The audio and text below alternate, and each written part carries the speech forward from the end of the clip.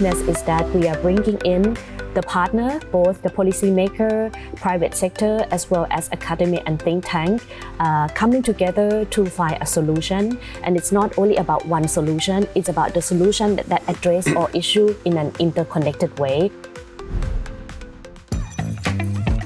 สวัสดีค่ะ and welcome to Thai Pulse. At COP26, Thailand pledged carbon neutrality by 2050 and net zero emissions by 2065, requiring a major shift from fossil fuels to renewable energy. International cooperation is essential to supporting this transition. Today, we're joined by representatives from GIZ Thailand to talk more about the long-standing Thai-German partnership and how projects in renewable energy, transportation, and climate action are helping support Thailand's journey toward a more sustainable future. Let's dive in. สวัสดีค่ะ สวัสดีค่ะ สวัสดีค่ะ Thank you very much for taking time and joining our program today. So for viewers who do not know GIZ yet, could you please introduce your organization and its mission in Thailand? Yeah, GIZ or GIZ is a German state-owned company owned by the German government and managed by the German government. And we implement projects on international cooperation and sustainable development around the globe in more than 100 countries and also in Thailand already for a long time. These projects can be in very different areas like education, health, economic transformation, economic development, and also environmental protection. What we feel, what makes us special and unique is that we develop long-lasting partnerships and deep partnerships in our partner countries.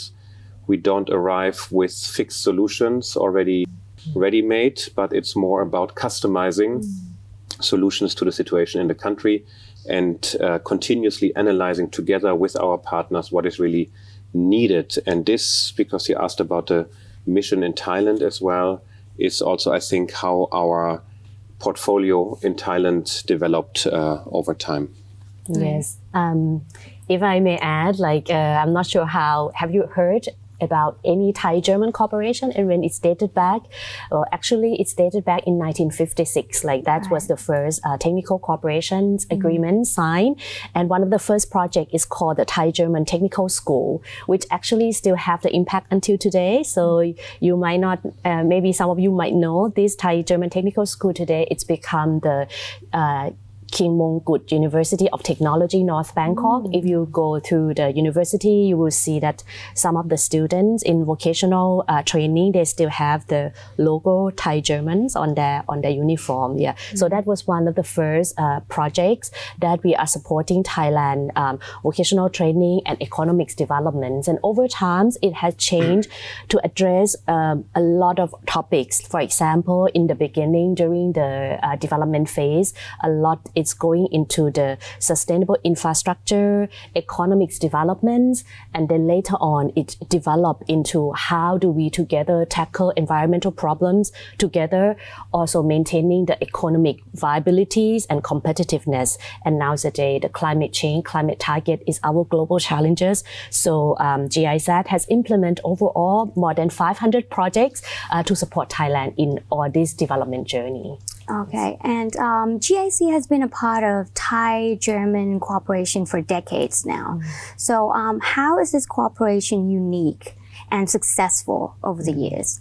We have been really working on a trusted partnership level. Like I mentioned before, GIZ was not coming in with fixed solution, but Thailand was very open to receive GIZ to open up their minds and thoughts together with us and really look at the most pressing challenges, and those were developing over time. So we really feel in the embedded way in which we're working, a lot of our experts are sitting within ministries, within universities, within civil society organizations, and work directly with these Thai actors. We really feel like one big team, and I think this is really, really unique and has developed over time, but has basically always had this sort of eye-level partnership approach. I think one factor that is important is that we work a lot with Thai experts from here, also with regional experts and also with international experts. But the main base is really our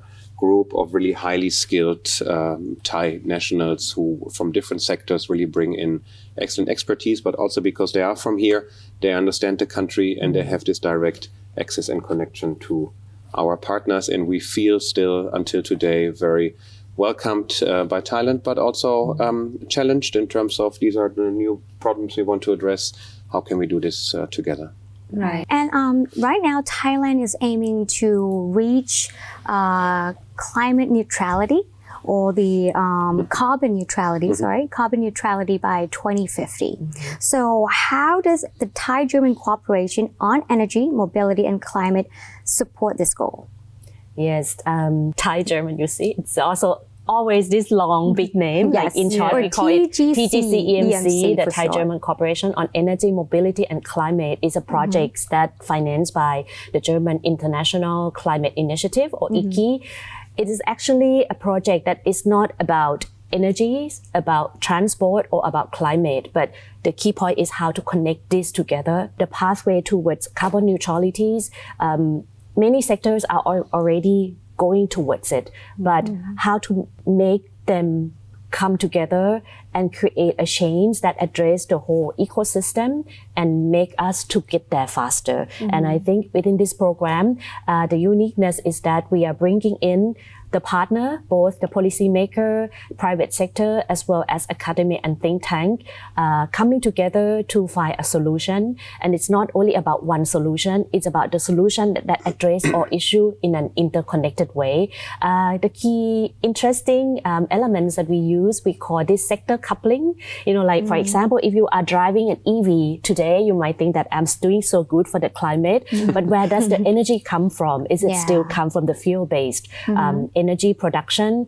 How about the renewable energies that we have in Thailand? Is that sufficient? Can we increase it more? And where's the demand in all of the highly emitted sector? Like for example, the power sector is also a highly I think almost 80% of the emissions can be addressed with the power sector, the industry, transport, as well as biomass in, as we are agriculture-based societies, or these biomass residues can actually be contribute to make more renewable energy. So these are some of the things that we do in Thai-German Cooperation for Energy, Mobility and Climate.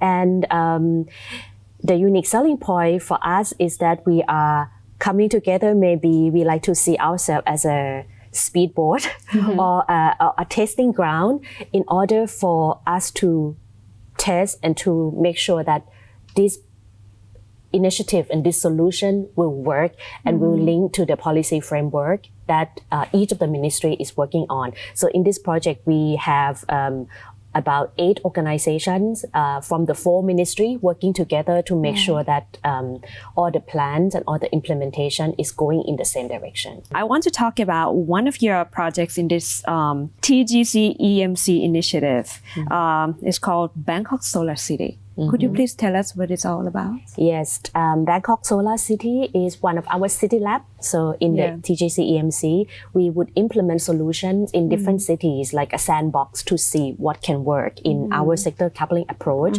So for this initiative, we partner with BMA, Bangkok Metropolitan Administration.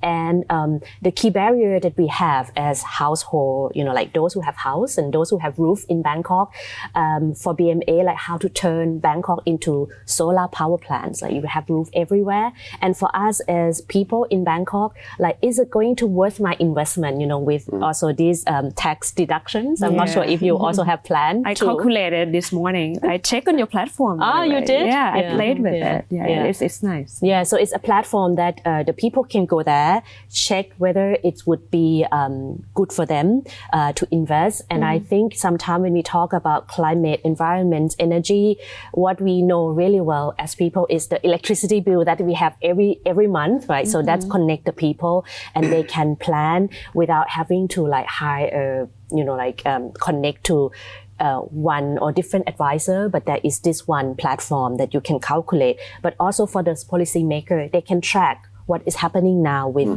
the solar that has been put up. Does it produce enough electricity? Where are the storage, etc.? So these would link the demand of both sides.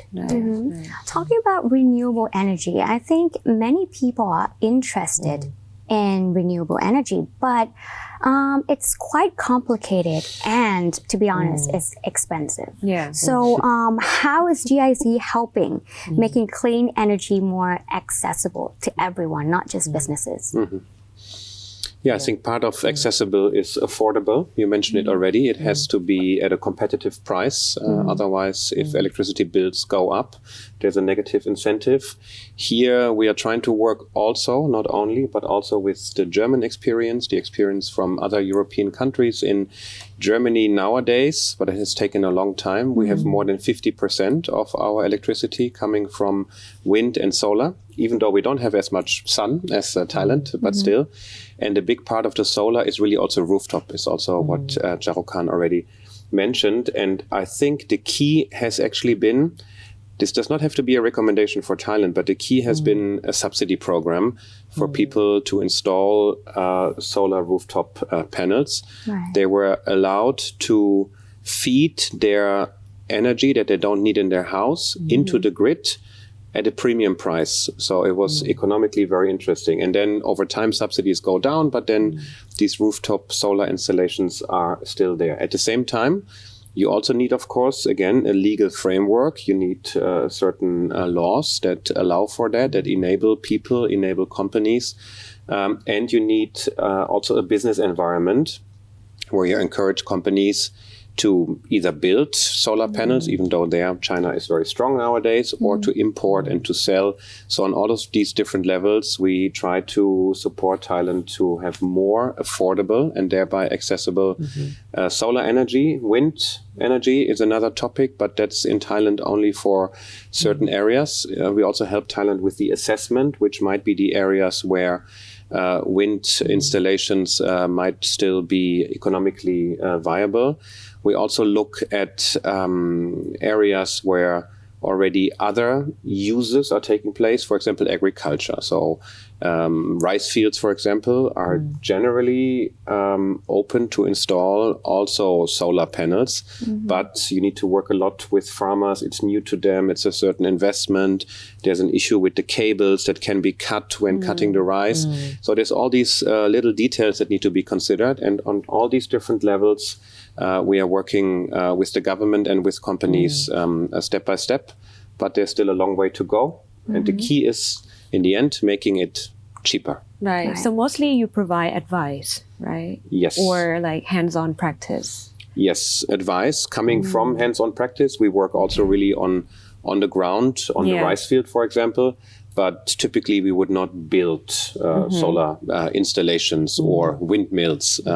We would do policy advice, capacity building, working with groups of individuals, working with companies, bringing people together, bringing experience from other countries into Thailand. Also, by the way, quite often bringing the Thai experience to other countries in the region where Thailand is already advanced, and supporting basically Thailand in reaching their own goals. For example, which field that Thailand is already advanced? For example, when we talk about climate change, we can talk about climate change adaptation. So one part in climate change policy is to reduce emissions. The other part is adapting the country and the people and the communities to the changes that are already happening. For example, flooding. Right. So be ready for the changes that are coming anyway. There, Thailand has already a very good so-called national adaptation plan. The national adaptation plan has been developed. It has also been underpinned with an action plan with specific initiatives for different areas. And this is an experience we're bringing now to Malaysia, which on other levels might be more advanced. But in this area, it's currently learning not only, but also from Thailand. So even in that direction, when we talk about Laos, Cambodia, for example, then it's also about certain environmental practices that are already further developed here in Thailand. Maybe I can add also one highlight, as you asked, like where the area that Thailand is very advanced. I think that's something that we have been working together with the Pollution Control Department in supporting the Laos, Sri Lanka, and even Bhutan on how to set up the green public procurement, because in order to set up the system, you need both very detailed, like list calculation procurement process, but at the same time, the market for these green label products, how can we make sure that the system is in place. Thailand is very advanced and providing a lot of advice, and also the Thai experts that are not government, like the Thai consultants are very highly in demand also in the region, in our project in other countries. Right. Yeah. And you have another project which is quite interesting. So it's about EV vehicles, EV motorcycle taxi, and EV school bus. As you mentioned before, EV is a long discussion with the batteries, with everything. However, what we are focusing in our TGC EMC transport component is also working with all the relevant stakeholders in the EV roadmap. But we want to make sure that things are catching up also in the feeder system, not the only passenger car, but this school bus, the song tail, even the motorbike. These are important transportation for the people like us to commute. Like today, I almost have to take a motorbike here. Like everyone has to use that to connect. So we are supporting Korat to test and to see what is the investment in electrifying this feeder system, and where would it be workable in the cities, and also making sure that we have like a sandbox for the people to test, also for the driver to see and to see whether this transformation would be possible, and we would make that lesson learned and replicate in other cities. Right, and are people there willing to adapt? In Nakhon Ratchasima, I think we are starting. For Bangkok, we have already quite advanced wind motorcycle, EV electric motorbike taxi, and where we start to see how to unlock this.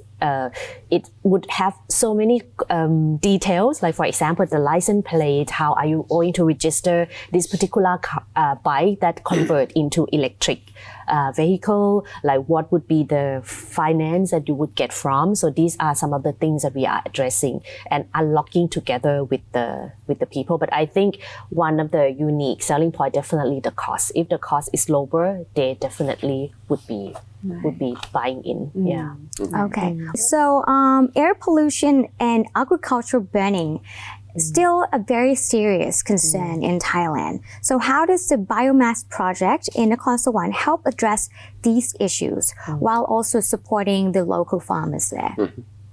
Yeah, this is Nakhon Sawan, and this is a very interesting project we are having there.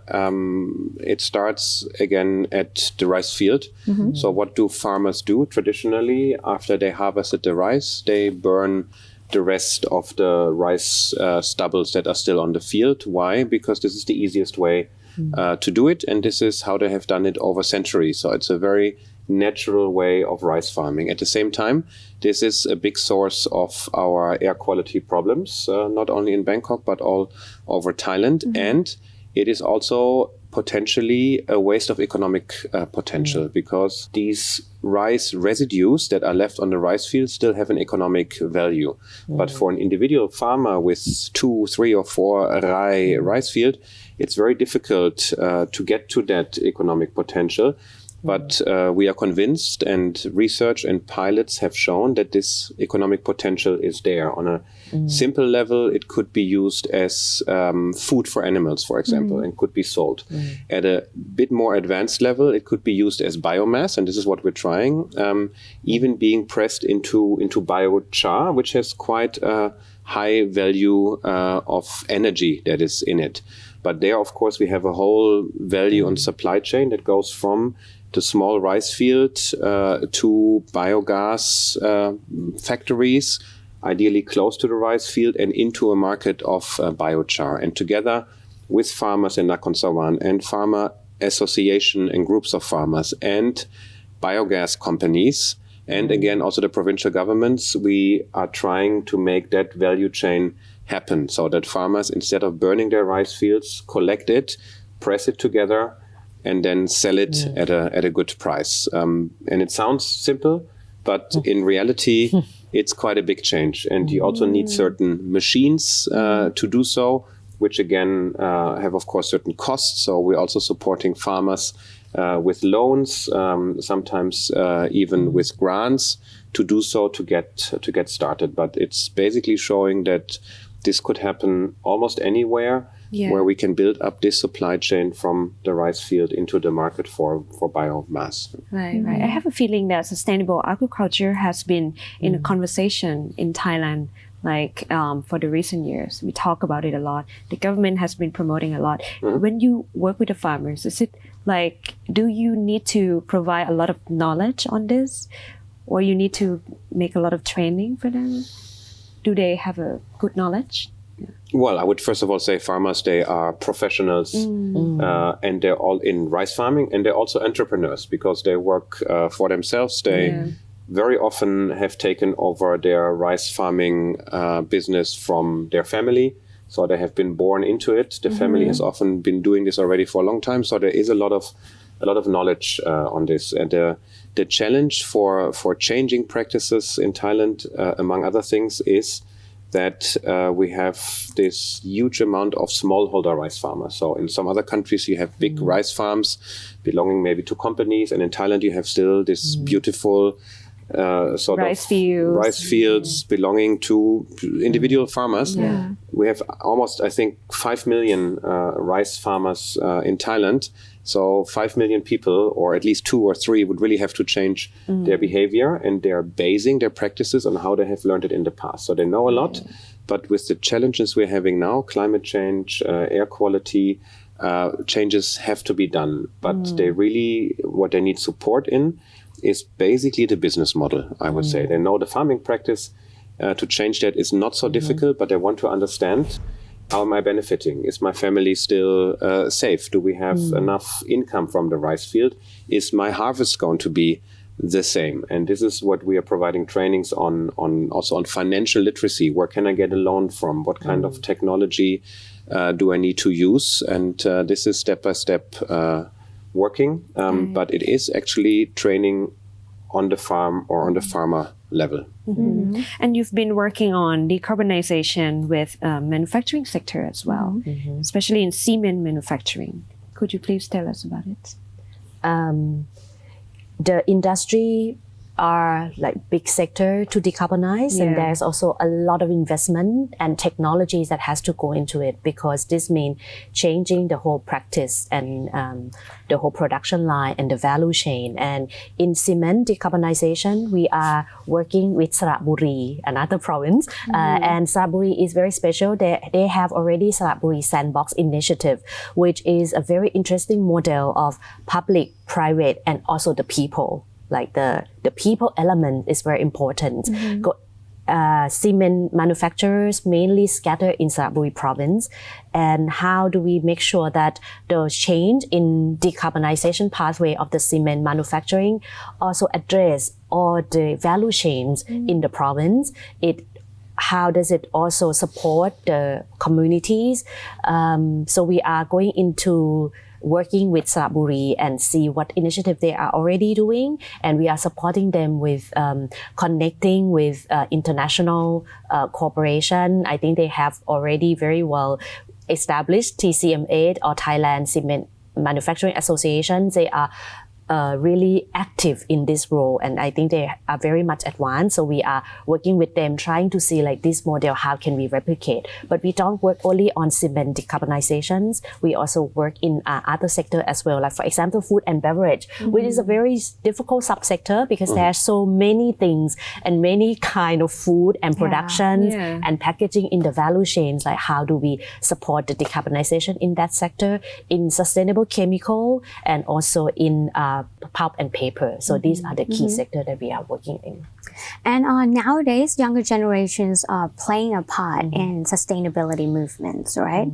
So what inspired the creation of What Up Energy Launchpad program? And what kind of impact are you hoping to see from younger participants? Yes, Energy What's Up Launchpad. This is the initiative from our renewable energy components, how can we support the real solution where the people are. So the team is partnering with the Ministry of Energies, going around provinces and launch a program that the people in the province, the local people or the youth, they can participate, they get trained, they have the a little bit like a platform to create, where can they integrate more renewable energies into their province, like what could be a support in whatever initiative that they have locally. And the winning ideas we are going to support through our city labs, and we are going to implement them together. So I think this activity actually has a lot of youth power. Like there's a lot of interest from the youth, and this is a good starting point to show that when we talk about energy, it's not far away from us. It's something that you can talk about, you can see how can it integrate into your daily life and daily activities. Right. Yeah. I can see that you work with very vast group of people, and basically you work with all sector, right? I'm curious about how do you come up with strategies, like on education, communication, or partnership, right? Is it like a lot of work to do? Yes, I think many of our work is about understanding different sector perspective and how to bring them together.